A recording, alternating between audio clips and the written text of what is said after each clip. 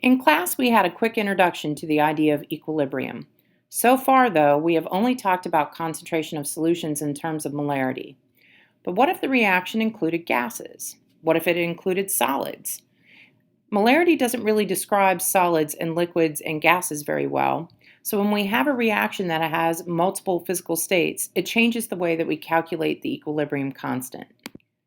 So first, we're going to take a look at gases in a reaction.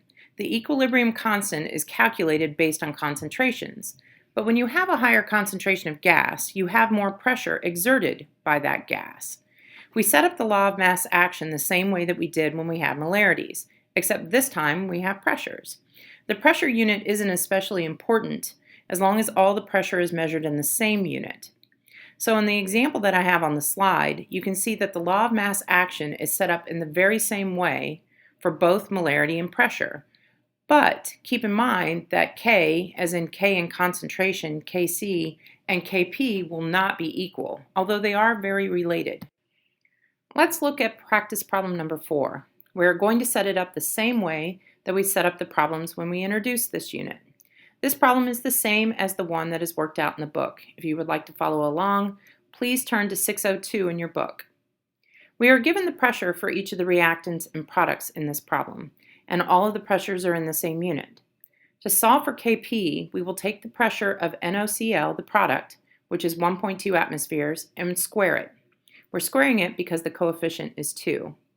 We'll take that number and then divide it by the pressure of the reactants, NO and Cl2, which are 0.5 atmospheres, which is also squared, and 0.3 atmospheres respectively.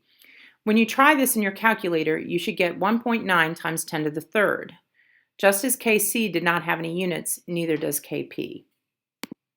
So a couple of minutes ago, I mentioned that Kc and Kp were not equal, but they were related.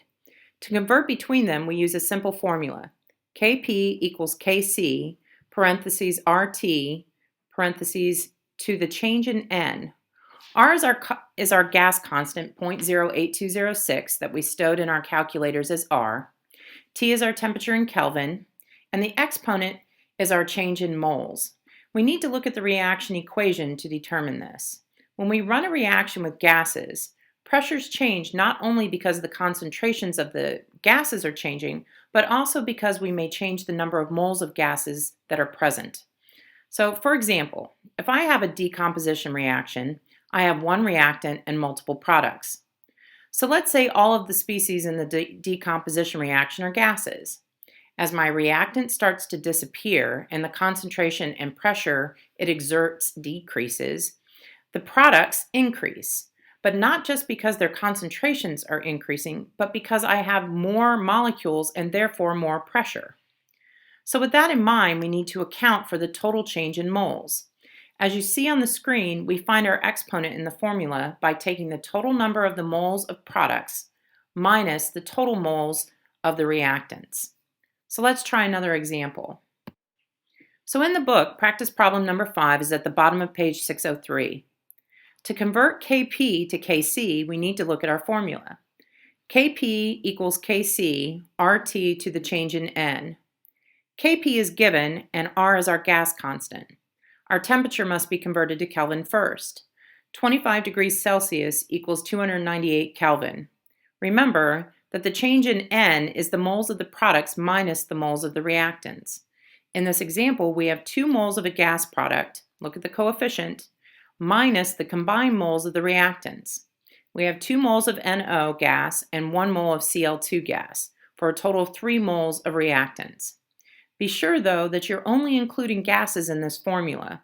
So 2 minus 3 equals a negative 1. So in our formula, you will multiply R times the 298 Kelvin first, and then raise it to the negative 1 power, and then solve for Kc.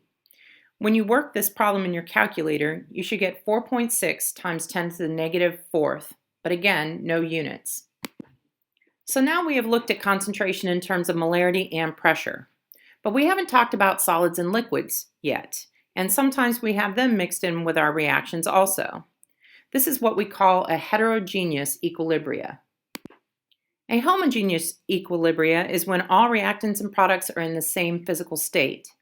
If they are not, then they call it a heterogeneous equilibria. Since liquids and solids do not vary in concentration, only in amount, they do not affect the position of the equilibrium. Because they don't affect the position, we do not use them in the law of mass action when calculating the equilibrium constant. As a warning, though, it is a very common mistake to try and include solids and liquids in these problems. Be sure to pay close attention to not only your coefficients, but also the physical states of the reactants and products. For example, in this heterogeneous equilibrium problem, we have solids and gases. Since we don't include the solids in the law of mass action, K is equal to the concentration of the CO2 gas only. But please note, this simplification only occurs with pure solids and liquids and not to solutions or gases. Solids and liquids are pure and therefore don't have a concentration. We leave those out.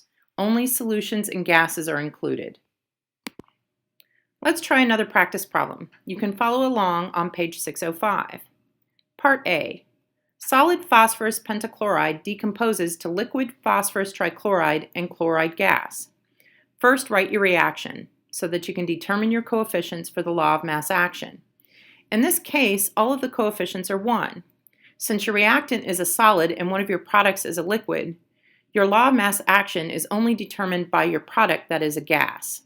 So Kc is equal to the concentration of chloride gas and the Kp is equal to the pressure of chloride gas. Part 2. Deep blue solid copper 2 sulfate pentahydrate is heated to drive off water vapor to form white solid copper 2 sulfate. Again, write your reaction so that you can determine your coefficients. This one, however, is not a one-to-one relationship throughout, so you will need to balance it. Once you've balanced it, you should have a number 5 as your coefficient on water vapor. So Kc is equal to the concentration of water vapor to the power of 5, because the coefficient is 5, and Kp is equal to the pressure that water vapor exerts to the power of 5.